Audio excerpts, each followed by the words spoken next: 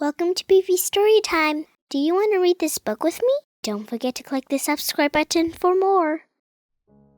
The Story of Easter by Jean Miller, illustrated by Jerry Smath.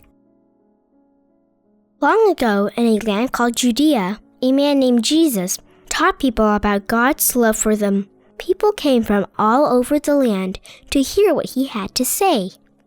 But not everyone liked Jesus.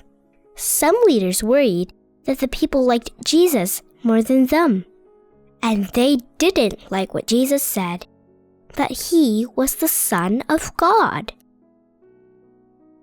Jesus met with 12 of his closest followers, who were called disciples. The Passover Feast is in 2 days, he said. We shall meet, then eat together. A disciple named Judas heard that Jesus' enemies wanted to capture him. Judas met with them in secret. He offered to point Jesus out in return for 30 pieces of silver. Jesus and his 12 disciples gathered together for the Passover feast. As they ate, Jesus watched them sadly. "One of you will betray me to my enemies," he said. This upset the disciples. They stared at each other, wondering who could betray Jesus. Judas slipped out of the room as soon as he could. Jesus asked for God's blessing on the bread, then broke it and gave it to the disciples. "Take this, for this is my body, which I am giving up for you," he said. "Take it and eat."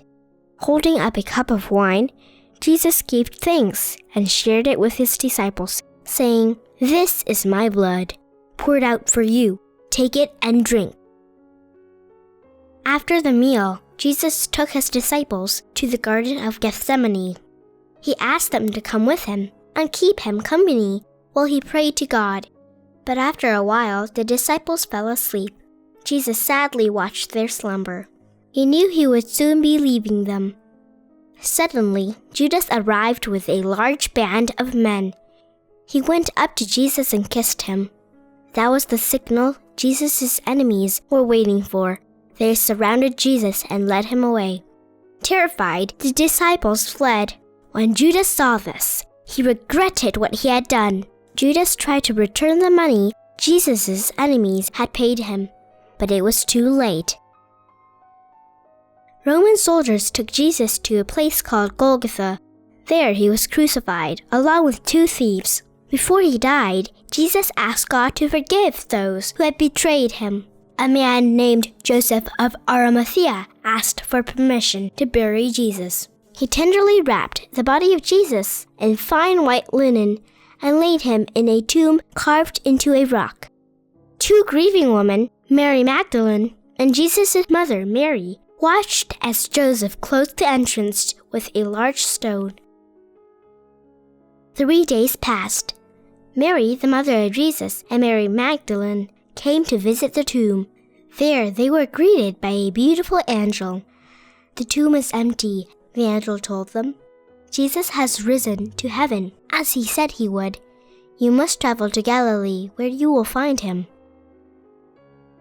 As the 2 women walked, they were met by Jesus. He greeted them, saying, "All hail! Tell my brother disciples to go to Galilee. They will see me there." Jesus met his disciples in Galilee. He spoke to them, saying, "Go among the nations and teach my words.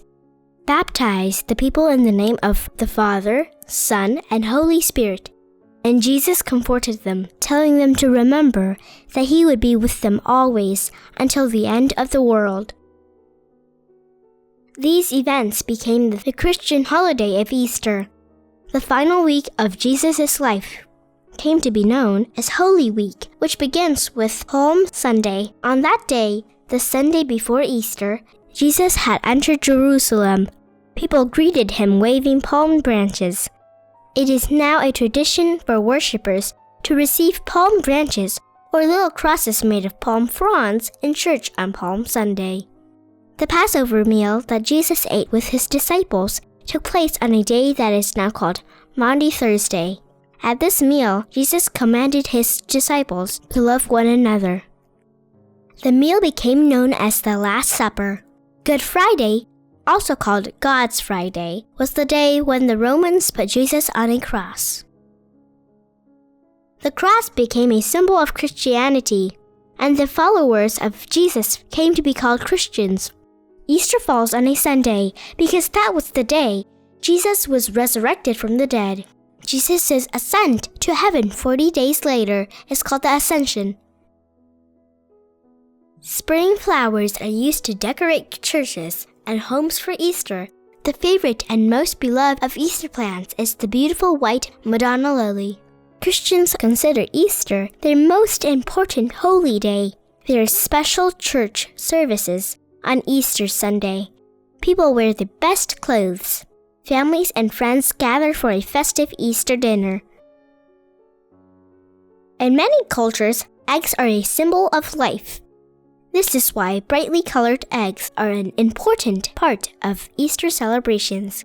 Long ago at Easter time, people put colored eggs in grass nests made to look like birds' nests. Today, people decorate Easter baskets with ribbons and spring flowers and fill them with colored eggs and Easter candy.